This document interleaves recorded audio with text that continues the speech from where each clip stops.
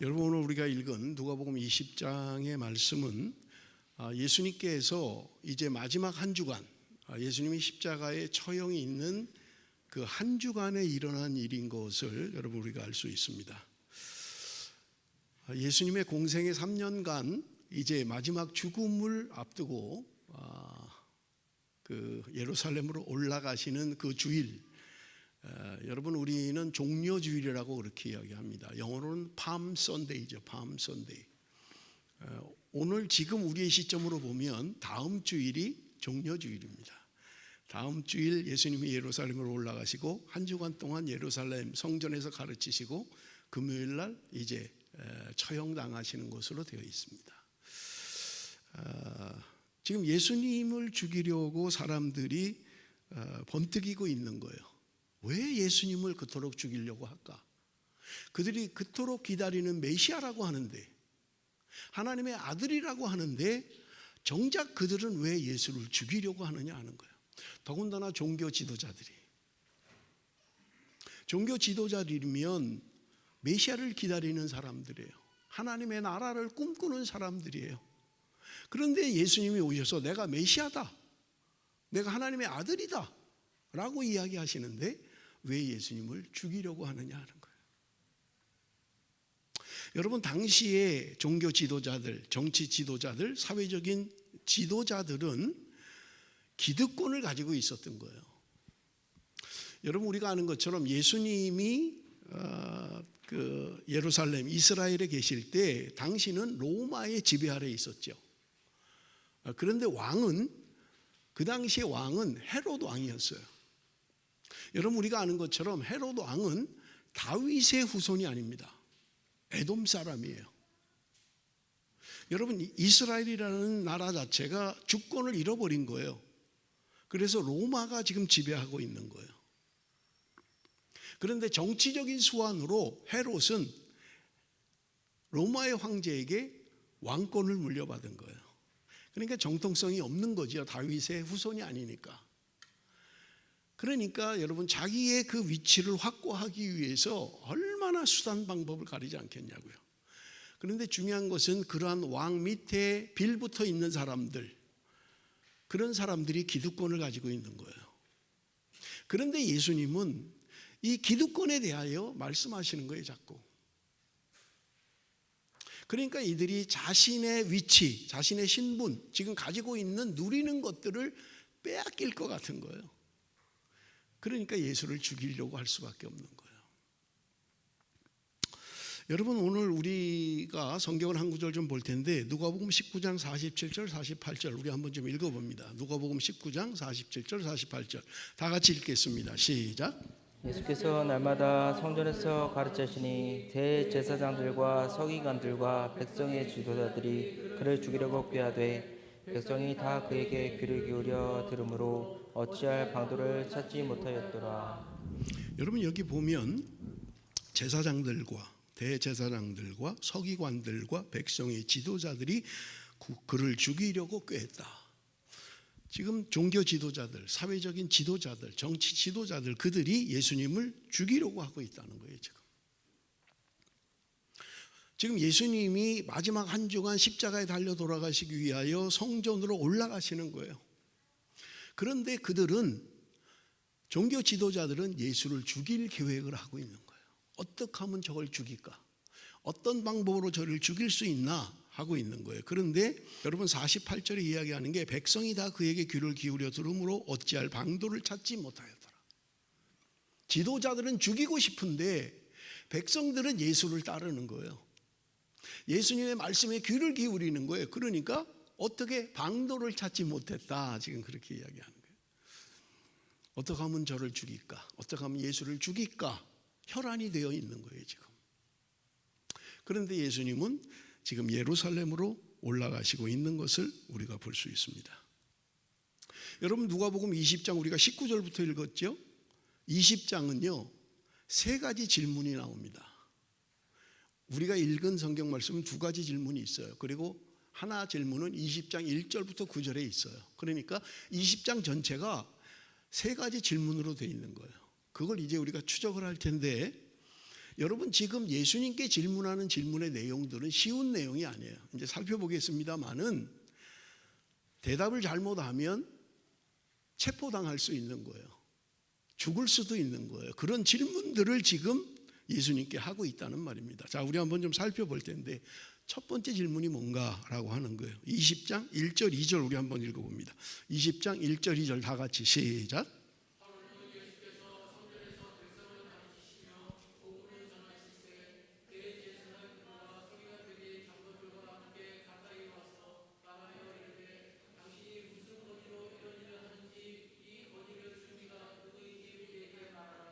자, 지금 예수님께 질문하는 거예요. 그냥 순간적으로 질문하는 게 아니고요. 말씀드린 것처럼 그들은 예수를 죽일 계획을 가지고 뭘 질문하면 예수님이 대답 여하에 따라서 그를 죽이기도 할 수 있고 체포할 수도 있는 그런 질문인 거예요.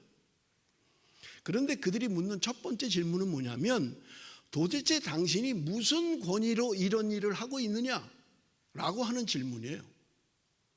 이런 일은 여러분 우리가 그 성경을 보면 19장 후반에 보면 예수님께서 성전을 깨끗게 하시는 내용이 기록되어져 있어요. 성전에서 장사하는 사람들 채찍으로 쫓아내고 상을 엎으시고 하는 장면이 기록되어져 있는 거예요. 그 일을 근거로 지금 예수님께 질문하는 거예요. 네가 도대체 무슨 권위로 성전에서 장사하는 사람을 내쫓느냐? 네가 도대체 누가 너한테 그런 권위를 줬느냐? 대답을 하라고 하는 거예요. 그런데 이 질문은요, 예를 들어서 하나님이 나에게 줬다라고 하면 이거는 신성모독에 해당되는 거예요. 네가 하나님의 아들이라고? 하나님이 너한테 줬다고? 신성모독에 해당돼요. 죽을 수 있는 거예요. 사람으로부터 왔다라고 한다면 사람 누가 너한테 그런 권위를 줬냐? 우리는 최고 지도자인 사내들인의 멤버들인데 우리가 안 줬는데 네가 무슨 권위로 그렇게 할 수 있느냐라고 지금 질문하는 거예요. 그러니까 예수님이 무슨 대답을 하시든 걸려들 수밖에 없는 거예요. 하나님이 줬다 하면 신성모독, 사람이 줬다 하면 우리가 너한테 그런 권위를 안 줬는데 네가 무슨 권위로 지금 그렇게 할 수 있느냐라고 하는 거예요. 그러니까 무슨 대답을 하든 걸리게 돼 있는 거예요. 그 질문을 하고 있는 거예요. 그런데 예수님께서 그들에게 대답을 합니다. 대답을 하기 전에 질문을 해요. 그게 뭐냐면 20장 4절에서 6절입니다. 요한의 세례가 하늘로부터냐 사람으로부터냐? 그들이 서로 의논하여 이르되 만일 하늘로부터라 하면 어찌하여 그를 믿지 아니하였느냐 할 것이요. 만일 사람으로부터라 하면 백성이 요한을 선지자로 인정하니 그들이 다 우리를 돌로 칠 것이라 하고. 예수님이 거꾸로 다시 질문을 하는 거예요. 세례 요한은 하늘로부터 왔냐? 사람으로부터 왔냐? 그걸 묻는 거예요. 그런데 지금 이 사람들이, 지도자들이 예수님의 질문을 생각을 해보니까 만약에 하늘로부터 왔다 이렇게 대답을 하면 근데 니네 왜 안 믿어? 이렇게 대답할 거란 말이에요. 또 사람으로부터 온 것이다 라고 하면 지금 백성들이 세례 요한을 선지자로 다 알고 있는데 하나님의 사람으로 있는데 사람으로부터 왔다 그러면 백성들이 돌을 들어서 그들을 죽일 것 같은 거예요. 그러니까 그들도 대답을 못하는 거예요. 하늘로부터 왔다 그러면 왜 안 믿어?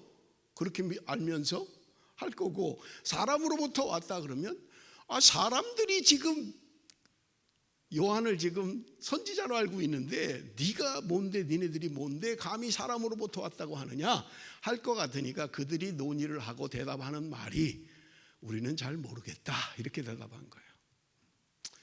정치가들이 불리하면 모르겠습니다, 잘 모르겠습니다 그렇게 하잖아요. 그들도 잘 모르겠다고 대답을 한 거예요. 그러니까 예수님이 하시는 말씀이 그래? 그럼 나도 잘 몰라. 나도 어디서부터 왔는지 잘 몰라.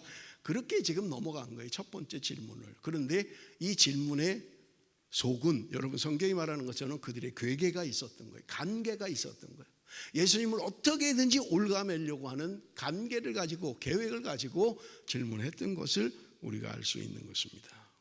그렇게 해서 첫 번째 질문을 예수님이 넘어갔던 거예요.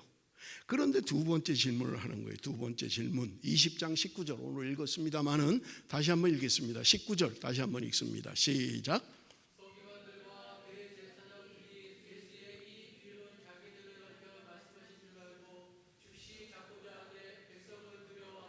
서기관들과 대제사장들이 예수의 이 비유는 자기들을 가리켜 말씀하신 줄 알고 잡고자 했다는 거예요. 그러면 예수님이 말씀하신 비유가 뭐예요? 그거는 첫 번째 질문 다음에 나와요. 여러분, 그 비유가 뭐였냐면 포도원 농부의 비유였던 거예요. 주인이 포도원을 가지고 있었어요. 그런데 멀리 외국으로 가면서 농부들에게 소작으로 줬던 거예요. 그러면서 이 주인이 농부들에게 너희들이 여기서 소출이 나면 7은 너희들이 가져라. 그리고 3은 나한테 주라. 70%는 너네가 갖고 30%는 나한테 줘라. 그렇게 계약을 맺은 거예요. 그래서 주인이 외국에 나갔다가 돌아오면서 추수할 때가 된 거예요. 그러니까 내 목 30% 내가 받아야 되겠다 생각을 하고 하인을 보냈던 거예요. 종을 보낸 거예요. 우리 포도원에 가면 거기 농사 짓는 농부들이 있는데 가서 내가 받을 거 30% 니네가 좀 받아와라 이렇게 했던 거예요. 그러니까 종이 그 포도원의 주인의 포도원에 갔는데 그 농부들이 그 주인을 죽여버렸던 거예요.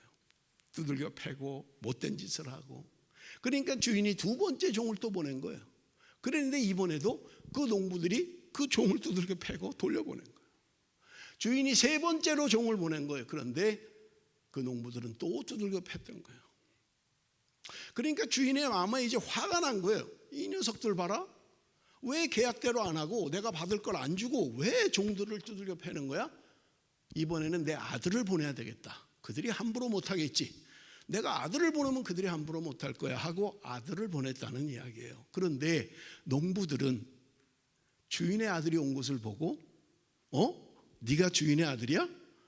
이 아들을 죽여버리면 그러면 이 그냥 포도원은 우리가 차지하면 되겠네. 상속자니까 상속자 죽여버리고 그냥 우리가 포도원 차지해버리자 하고 그 아들을 죽였다는 이야기예요. 그러니까 주인이 와서 어떻게 하겠느냐? 군대를 동원해서 그 농부들을 전부 다 진멸해버리겠다는 거예요. 그리고 그 포도원은 다른 사람에게 맡기겠다. 그 이야기를 예수님이 하셨던 거예요. 이렇게 비유로 얘기하니까 듣는 지도자들이 뭐라고 들었냐면 그 비유의 내용을 알아들었다는 거예요. 지금 농부를 우리로 이야기하고 있구나. 이렇게 알아들었다는 거예요. 그래서 예수님을 잡으려고 했다. 그런데 백성이 두려워서 함부로 못하고 있었다. 성경은 우리에게 말씀해 주고 있는 것입니다. 예수님께서 말씀하신 비유를 들었어요. 그러면 회개하고 돌이켜야 될 거 아니에요. 아이고, 내가 농부네. 내가 잘못 살아왔네. 내가 좀 바르게 살아야 되겠네. 회개합니다. 돌이킵니다. 바르게 살겠습니다. 해야 되는데 그들은 그렇게 하지 않았다는 거예요. 여러분, 말씀을 듣는 반응은 성경이 두 가지로 이야기를 합니다. 말씀을 들으면 전부 다 회개하고 돌이키는 게 아니에요. 사도행전에 보면 베드로가 설교할 때 이스라엘 백성들이 반응하기를 어찌할꼬? 내가 어떻게 해야, 우리가 어떻게 해야 구원을 받을 수 있습니까? 그때 베드로는 이야기합니다. 회개하고 합당한 열매를 맺어라. 그러면 너희들이 구원을 받게 될 것이다. 하나님의 말씀을 듣습니다. 깨달아져요.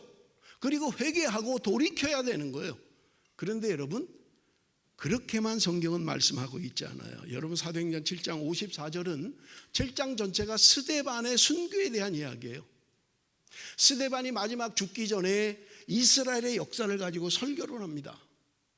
그때 그들의 반응이 뭐였냐면 사도행전 7장 54절에 보니까 그들이 이 말을 듣고 마음에 찔려 그를 향하여 이를 갈거늘 이렇게 돼 있어요.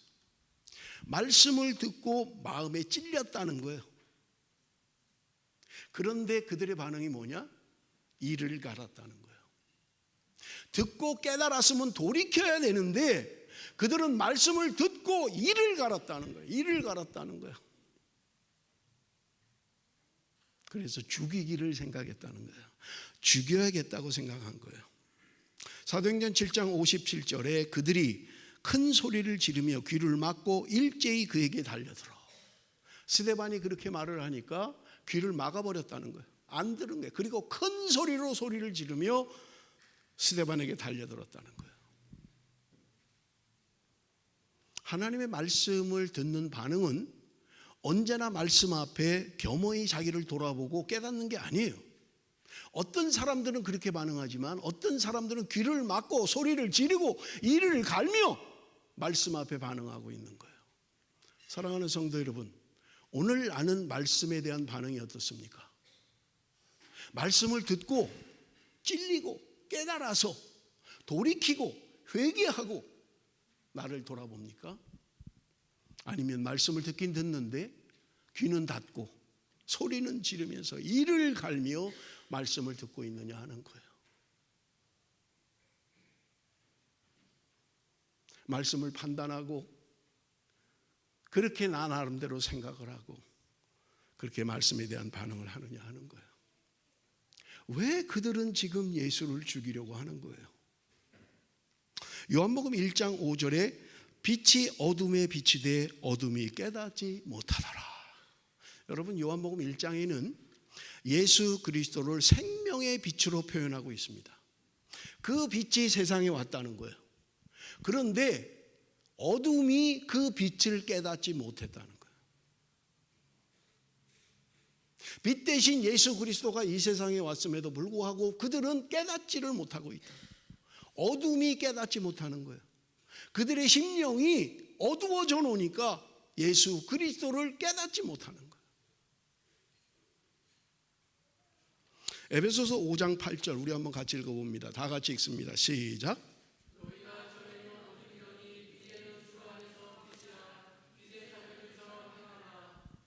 너희가 전에는 어둠이었다. 예수를 믿기 전에 어둠이었다는 거예요. 그런데 이제는 주 안에서 빛이 되었다는 거예요. 그래서 너희들이 빛의 자녀들처럼 행하라고 말씀하고 있는 거예요. 여러분, 제가 늘 이야기하는 것들이잖아요. 내가 그리스도인이 된 것과 내가 그리스도인답게 사는 것은 별개의 문제라고 말씀을 드리잖아요. 여러분, 우리는 그리스도인이에요. 아니라고 얘기할 사람 별로 없을 거예요. 예수를 믿습니까? 아멘. 구원받았습니까? 아멘. 우린 그리스도인이에요. 그런데 그리스도인답게 사십니까? 하면 몇 프로나 아멘 하겠냐는 거예요. 그래서 그리스도인 된 것과 그리스도인답게 사는 것은 별개의 문제라는 거예요. 오늘 내가 구원받고 하나님의 자녀가 됐어요. 그리스도 안에서 새로운 피조물이라 이전 것은 지나갔으니 보라 새 것이 되었도다. 오늘 우리에게 말씀하시는 거예요. 예수 안에서 우리는 새롭게 되었다는 거예요. 그건 뭐냐? 이전 것은 지나갔다는 거예요. 과거는 지나갔다는 거예요. 새로운 존재가 되었다는 거예요. 말씀 앞에 새로운 존재가 되었다는 거예요. 그들은 여전히 어둠 가운데 살고 있는 거예요. 그들이 종교 지도자임에도 불구하고 사회적인 지도자들임에도 불구하고 그들은 말씀 앞에 듣지 않는 거예요. 그들이 어둠의 삶을 살고 있는 거예요. 그들이 예수님께 두 번째 질문을 합니다. 22절에서 26절이에요. 우리 한번 같이 읽어볼까요? 22절에서 26절 다 같이 시작.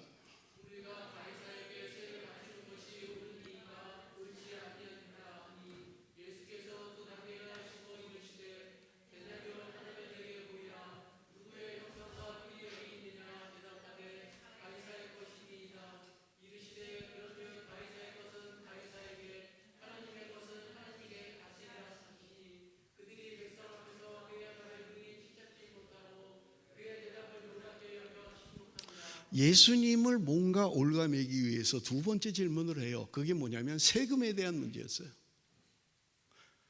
가이사의 것, 그것을 우리가 세금을 내야 됩니까? 내지 말아야 됩니까? 그런 이야기예요. 자, 내라.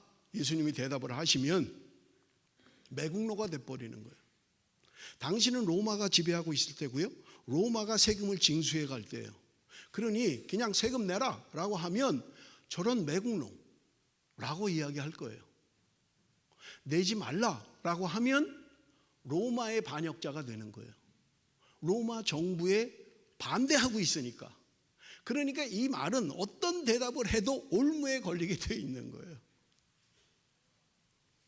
그런데 예수님께서 말씀하시는 거예요. 동전 하나 가져와 봐라. 데나리온 하나 가져와 봐라. 누가 가져온 거예요?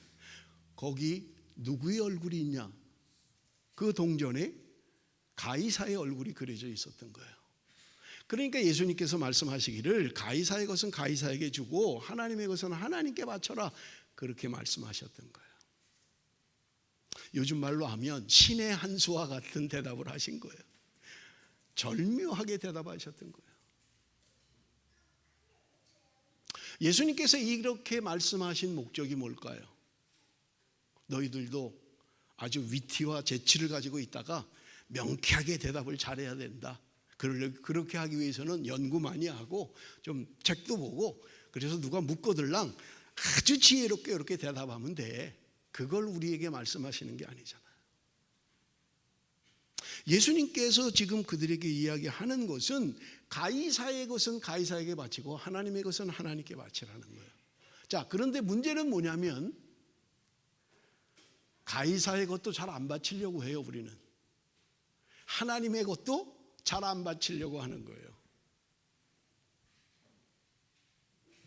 내야 될 세금을 안 내면 탈세입니다. 조세범이에요. 그렇기 때문에 여러분, 자유로운 사람이 별로 없는 거예요. 가능하면 적게 내고 싶은 거예요. 호주는 세금이 굉장히 많은 나라죠. 뭐 많이 버는 사람은 50%까지 낸다 그래요. 목사도 보니까 23%에서 30% 사이에 세금을 내요. 한국은 안 내요, 목회자는. 그러니까 뭐 직장 생활 좀 하면 거의 세금이죠. 뭐 30% 이상 세금을 내야 되니까. 그래서 가능하면 좀 적게 냈으면 좋겠다, 가능하면 안 냈으면 좋겠다 그러는지 몰라요. 그러나 여러분, 우리가 내는 세금으로 이 호주라는 나라가 복지에 충실하게 살아가는 거예요. 의료보험 혜택을 받는다든지 공공시설에 대한 이런 것들을 국가가 운영을 해가는 거예요. 물론 내가 혜택이 없으면 억울할 수 있어요. 제가 버스에서 우리 집사람이 운전을 배운 지 얼마 안 된 거예요. 그런데 이제 얼마 안 됐으니까 미숙하잖아요. 차를 박은 거예요. 이 양반이 얼마나 당황을 했는지 문을 걸어 잠그고 나오질 않는 거예요. 차 안에서. 얼마나 놀랐는지. 아니 뭐 처리를 해야 되잖아요. 뭐 안 나오는 거예요. 그냥 차 안에 있는 거예요. 나한테 전화만 해요. 여보 빨리 와, 빨리. 와서 보니까 문을 잠그고 있는 거예요. 덜덜 떨고 있는 거예요. 그냥 보험 처리하면 되는 건데. 근데 사고가 어느 정도 컸는지 그 당시에 20년 전에 우리 집사람 44,000불 그 수리비가 나온 거예요. 근데 뭐 보험이 들어있으니까 보험에서 다 처리한 거죠. 그때 제가 깨달은 게 있는데, 앞으로 10년치 보험료를 한 번에 다 처리해 준 거예요. 내가 만약에 보험이 안 들었더라면 그거 내야 되잖아요. 상대방 치료하는 그 고치는 것까지 다 물어줘야 되잖아요. 내 차만 4,000불이었으니까. 근데 낼 때는 아까운 것 같아요. 사고가 안 날 때는 아까운 것 같아요. 아니, 사고도 안 나는데 이거 보험료 너무 아까운 거 아니야? 그런데 사고가 나보면 그게 얼마나 다행입니까? 그것 때문에 얼마나 혜택이 많아요. 내가 내야 될 세금에 대해서 억울해하지 마십시오. 아, 나 너무 많이 내. 이거 버는 거 나한테 오는 건 얼마 안 돼. 그렇게 생각하지 마시고 정해진 세대로 그렇게 세금을 내야 된다는 거예요. 예수님께서 말씀하시는 게 뭘까? 세금 잘 내라는 걸 이야기하시는 걸까? 가이사의 것은 가이사에게, 하나님의 것은 하나님께 바치라고 하는 말씀이 과연 무엇일까? 여러분, 우리는 성경이 우리에게 분명하게 말씀합니다. 우리는 하늘의 시민권을 가진 사람이라는 거예요. 2주 전에 제가 시편 57편 말씀으로 함께 나눴죠. 다윗이 그렇게 어렵고 힘든 상황 가운데서 그가 기대하고 소망하는 게 뭐냐? 전능자의 날개 아래 내가 있기를 원합니다. 왜냐하면 하나님이 내 모든 문제를 해결해 주실 것이기 때문에 나는 그것을 믿습니다. 그래서 나는 하나님을 찬양합니다. 그거는 그냥 구호로 이야기한 게 아니라는 거예요. 그냥 말한 게 아니라 다윗은 정말 그 인생 가운데 가장 밑바닥에 있었어요. 그럼에도 불구하고 하나님이 어떤 분인지를 알기 때문에 그러한 처지 가운데서도 나는 하나님을 향하여 찬양합니다, 하나님을 향하여 노래합니다 라고 이야기하고 있는 거예요. 여러분, 우리가 오늘 찬양팀하고 찬양을 했잖아요. 삶으로 주님을 노래합니다, 삶으로 주님을 예배합니다, 나의 삶을 빛으로 사용하소서. 찬양했잖아요. 나의 삶으로 주님 노래합니다, 내가 삶으로 하나님을 예배합니다, 하나님 나를 빛으로 사용해 주옵소서. 그렇게 힘들고 어려운 절망 가운데 인생의 가장 밑바닥에 있음에도 불구하고 다윗은 찬양할 수 있었던 이유, 그것은 다른 게 아니에요.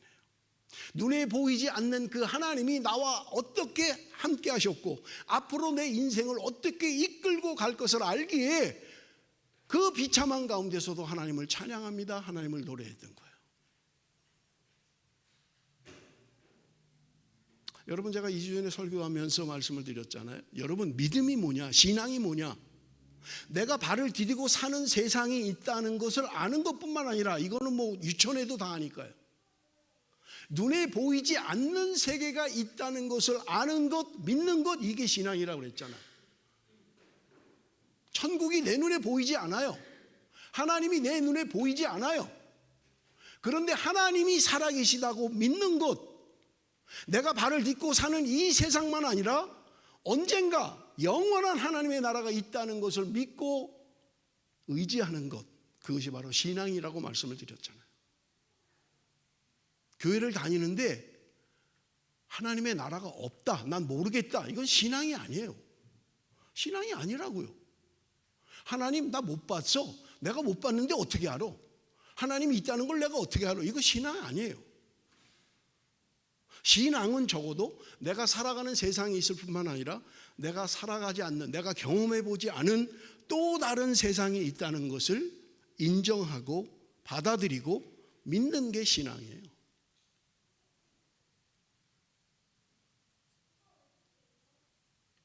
여러분, 지금 예수님께서 말씀, 가이사의 것은 가이사에게, 하나님의 것은 하나님께 바치라는 말은 우리가 이 땅에 발을 딛고 살아가고 있지만 그럼에도 불구하고 우리의 신분과 우리의 존재는 하늘의 시민권을 가지고 있다는 거예요. 다른 말로 하면 이 땅을 살아가는 그리스도인들이 이 땅의 법칙을 지켜야 된다는 거예요. 이 땅의 법칙대로 행해야 된다는 거예요. 나는 영적인 존재니까 교통법규 필요 없어. 나는 하늘의 시민권을 가지고 있는 사람이니까 나 세금 안 내. 이 땅의 세금을 내가 왜 내? 이거는 잘못된 거라는 거예요. 그래서 말씀하시는 게 뭐냐? 로마서 13장 1절 우리 한번 같이 읽어봅니다. 로마서 13장 1절 다 같이 시작.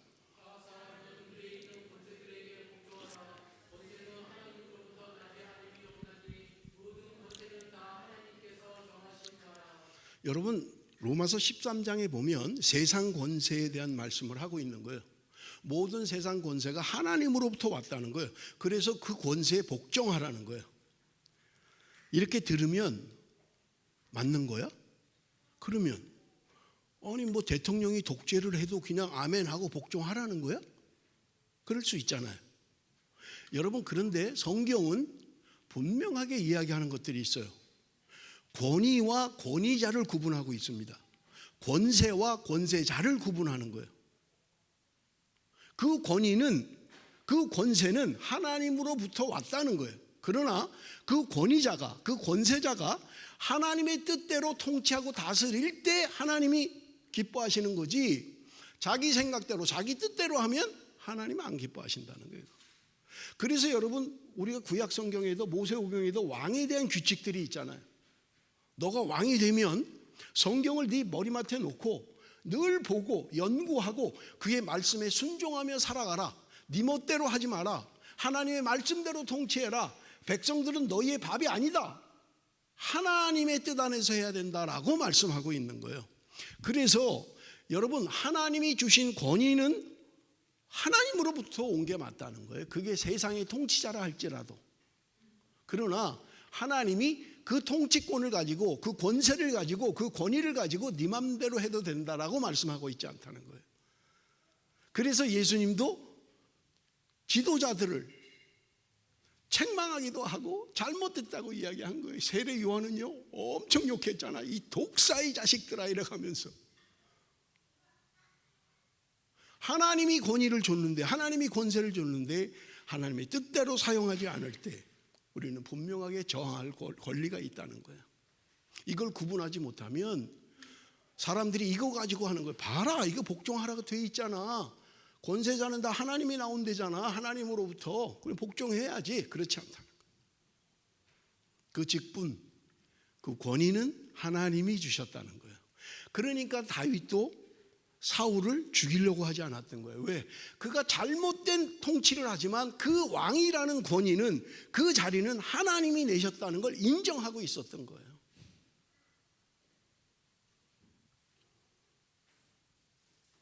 여러분 26절입니다. 26절. 그들이 백성 앞에서 그의 말을 능히 책잡지 못하고 그의 대답을 놀랍게 여겨 침묵하니라. 예수님께서 대답할 때 그들이 야, 대단한 말씀이네. 더 이상 물어볼 게 없는 거예요. 분명하고 정확하게 이야기한 거예요. 그래서 놀랍게 여겨 침묵하니라. 여러분 지금 예수님께 질문하는 사람들이요, 말씀에 정통한 사람들이에요. 바리새인들, 율법학자들, 서기관들, 말씀을 연구하는 사람들이에요. 그런데 그들이 지금 주님의 대답 앞에 할 말을 잃은 거예요. 그래서 놀랍게 여겼다. 오늘 설교 제목이죠. 그의 대답을 놀랍게 여겨 침묵하니라. 세 번째 질문을 합니다. 여러분 27절에서 33절인데 제가 읽겠습니다.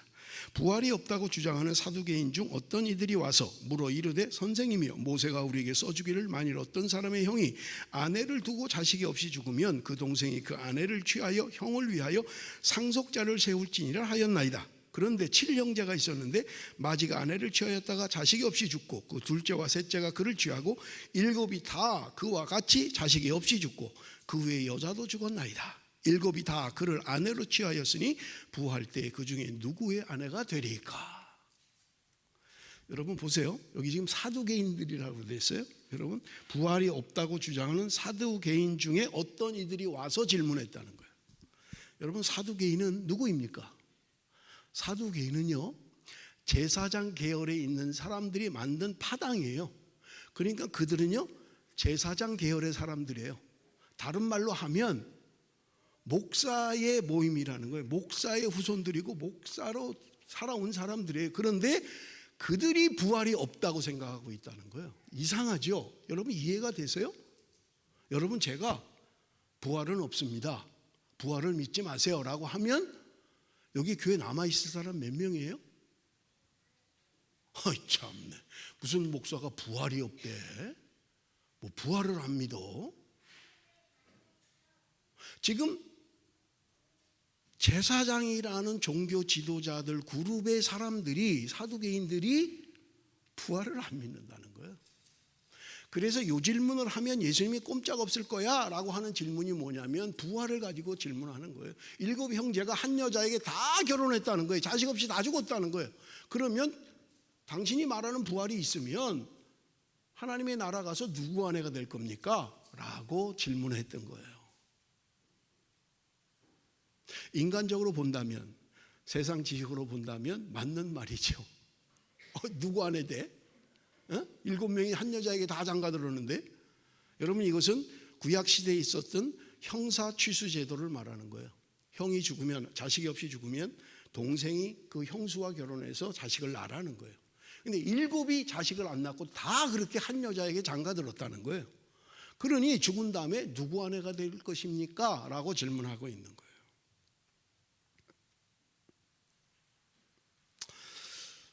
여러분 예수님께서 대답하십니다. 34절에서 36절 우리 한번 같이 읽습니다. 다 같이 시작.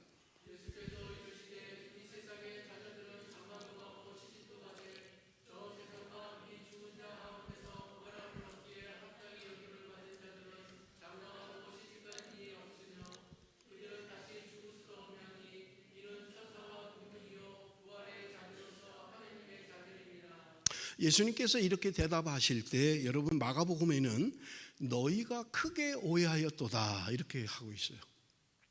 너희가 말씀을 오해하고 있다는 거예요. 그래서 너희가 말씀의 의미를 모르고 있다 그 얘기를 하는 거예요. 평생 말씀을 연구한 사람들에게, 평생 목회를 한 사람들에게 너희가 말씀을 지금 오해하고 있는 거야. 잘못 알고 있어. 그 말은 그런 말이 아니야. 죽어서 부활한 후에 그런 결혼 관계에 있지 않아. 누구의 아내가 되는 게 아니야. 너희들이 진짜 말씀을 모르는구나. 그렇게 주님이 말씀하고 있는 거예요. 너희들이 깨닫지 못하고 있다. 죽은 다음에는 아내와 남편으로 존재하는 게 아니라는 거예요. 제가 어릴 때, 우리 아이들이 어릴 때 이 질문을 답하는 게 굉장히 어려웠어요. 죽으면 어떻게 돼요? 천국까지? 천국 가면요? 엄마 아빠랑 그냥 같이 있는 거죠? 그냥 내가 예스 하면 딱 좋겠는데 목사가 예스 할 수가 없잖아요. 그런 존재로 있는 게 아닌데. 아니야. 하나님 나라 가면 엄마나 아빠나 너나 다 똑같이 하나님의 자녀로 있는 거야. 싫다는 거예요. 싫다는 거야. 그냥 엄마 아빠로 있으면 좋겠다는 거예요. 혹시 우리가 그러지 않나요? 아유, 남편이 너무 잘해줘. 그냥 천국 가서도 남편하고 같이 그냥 좋은 집에 그냥 그렇게 살았으면 좋겠네. 우리 아내가 너무너무 좋아. 그냥 천국 가도 그냥 아내하고 그냥 살았으면 좋겠어. 빨리 죽어야지 내가. 웃는 사람 지금 제 말을 정확하게 이해하고 있는 분이에요. 내가 이 굴레에서 빨리 벗어나는 길은 방법이 없다. 내가 다음 세상에서는 절대로 너를 안 만난다. 내가 실수했다.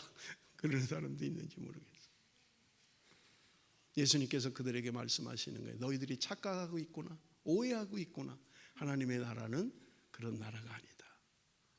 이 땅에서 가족관계로, 친척관계로, 좋은 우정으로, 친구관계로 그렇게 하나님의 나라에 존재하는 게 아니란다 말씀하고 있는 거예요.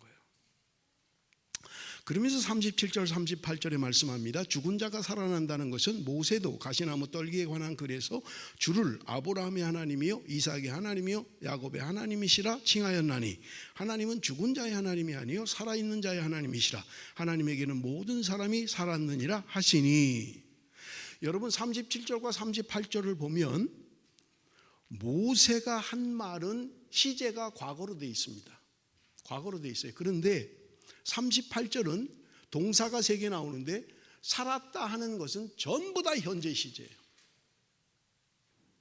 예수님이 실수로 이렇게 말씀하신 게 아니에요. 하나님의 말씀이 얼마나 정확하냐면 여러분 지금 예수님 당시에 모세 그리고 아브라함, 이삭, 야곱 그 모세보다 훨씬 더 전에 있었던 아브라함과 이삭과 야곱이잖아요. 그런데 지금 예수님이 이 말씀을 인용하는 거예요. 출애굽기의 말씀을 인용하시면서 지금도 하나님은 살아있다. 지금도 우리와 함께 하시는 하나님이다. 그렇게 말씀하고 있는 거예요. 죽은 자의 하나님이 아니라 지금도 살아있는 하나님이시다. 하나님 살아있었죠. 예, 아브라함의 하나님 살아있었어요. 옛날에. 이삭의 하나님 살아있었어요. 맞아요. 몇천 년 전에. 그게 아니라 오늘 아브라함의 하나님, 이삭의 하나님, 야곱의 하나님은 오늘도 살아계셔서 나와 함께 하시는 하나님이라는 것을 오늘 본문이 우리에게 말씀하고 있는 거예요.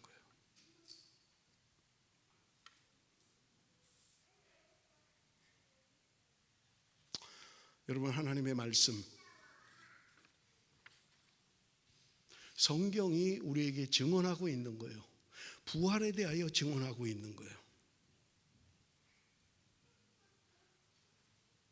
하나님 오늘도 살아계신 분이고 우리에게 분명한 부활이 있다고 말씀하고 있는 거예요.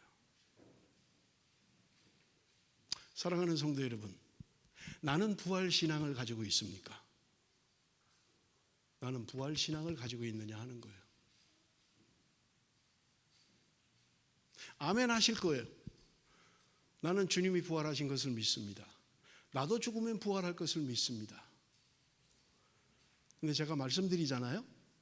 내가 그리스도인 된 것과 그리스도인다운 삶을 사는 것은 별개의 문제라고 말씀을 드리잖아요. 여러분, 내가 부활의 신앙을 가지고 있습니다, 아멘입니다 라고 하는 것과 내가 부활의 신앙으로 사는 것은 별개의 문제예요. 그렇다면 내가 부활의 신앙을 분명하게 믿고 가지고 있다면 왜 우리는 이 땅에서 그렇게 두려운 거예요? 왜 죽음을 그렇게 두려워하세요? 내가 죽으면 부활한다며요. 그 신앙을 가지고 있다면서요.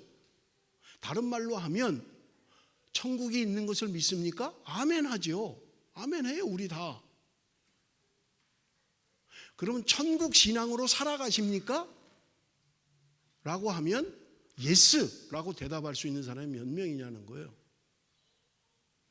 당신은 정말 천국 신앙으로 삽니까? 당신은 정말 부활 신앙으로 살고 있습니까?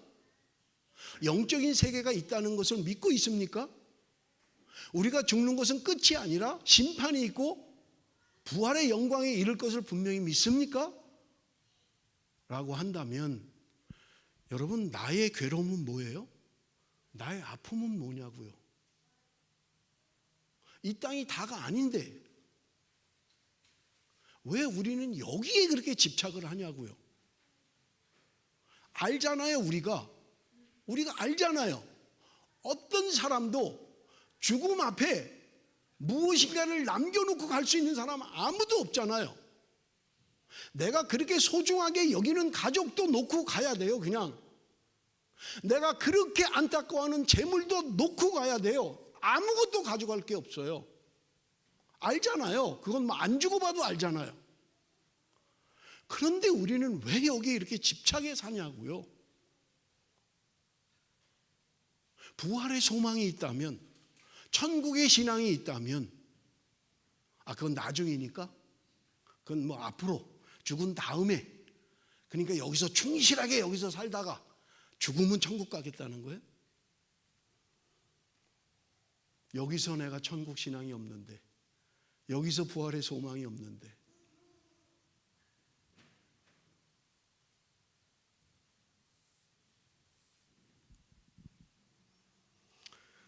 사랑하는 성도 여러분, 사두개인들, 우리는 손가락질 할 수 있어요.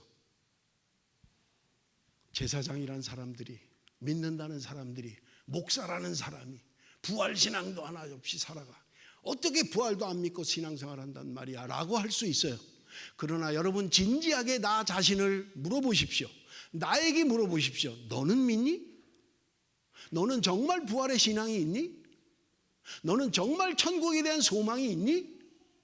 천국을 믿니? 우리의 시민권이 하늘에 있다는 것을 고백하니? 라고 주님이 질문하신다면 예스, 분명하게 대답하실 수 있냐고요. 그랬기에 다윗은 그 인생의 처참한 지경에서도 하나님의 이름을 불렀던 거예요. 내가 이토록 비참하지만 하나님을 찬양합니다. 하나님은 나의 도움이신 것을 알기 때문에 그렇습니다. 과거에도 하나님이 나를 도우셨지만 앞으로 미래에도, 내 지금 현실에도 하나님이 나와 함께 하시고 나를 도우시고 나를 인도하실 것을, 인자와 진리로 나를 보호하실 것을 내가 믿기에 가장 비참한 환경 가운데서도 하나님의 이름을 높입니다. 하나님께 영광을 돌립니다. 하나님을 찬양합니다라고 고백할 수 있었던 거예요. 여러분, 다윗이 특별해서가 아닙니다. 오늘 저와 여러분에게도 동일하게 요구하는 거예요. 그러기 위해서는요, 다윗이 가졌던 그 신앙, 이 땅에 살면서도 하나님의 영원한 나라를 바라보며 하나님은 죽은 자의 하나님이 아니라 산 자의 하나님이라고 고백하는, 그렇게 믿고 그렇게 살아가는, 그래서 자신의 삶이 간증이 되고 신앙이 되는,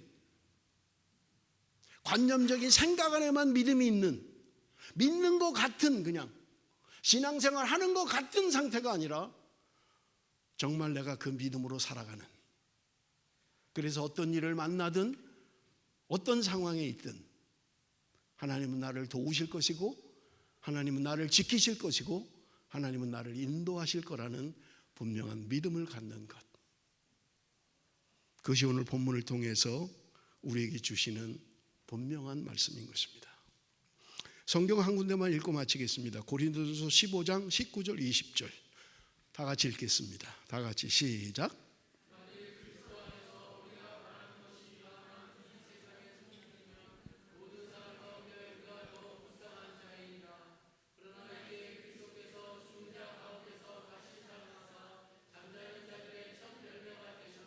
만일 그리스도 안에서 우리가 바라는 것이 다만 이 세상의 삶뿐이면 모든 사람 가운데 우리가 더욱 불쌍한 자다. 바울의 고백이에요. 우리가 그냥 이 세상이 우리 삶의 목표고 이 세상이 끝이라고 생각한다면 우리처럼 불쌍한 사람 없다는 거예요. 우리처럼 불쌍한 사람 없다는 거예요. 그러나 이 땅에서 우겨쌈을 당하고 핍박을 받고 오해를 받고 억울한 일을 당하면서도 소망이 있는 것은 뭐냐? 나를 분명히 아시는 주님. 때로는 가장 친한 사람마저도 나를 오해하는 그런 상황 가운데서도 주님은 아실 거야. 주님은 내 편이실 거야. 왜냐하면 이제까지 그래 오셨으니까. 나는 그것을 믿습니다. 흔들리지 않겠습니다. 그래서 하나님께 영광을 돌립니다. 하나님은 나의 피난처요 나의 반석이십니다. 그런 고백이 저와 여러분의 삶 속에 오늘 하루도 그리고 한 주간도 주님을 높이며 인정하며 고백하며 믿으며 살아가는, 내가 비록 이 땅에 살아가고 있지만 힘들고 어려운 삶을 살아가고 있지만 하나님은 나의 편이야. 하나님은 나를 지켜주실 거야. 나는 그 소망으로 살고 있습니다. 그런 저와 여러분의 삶이 되시기를 바랍니다. 기도하겠습니다.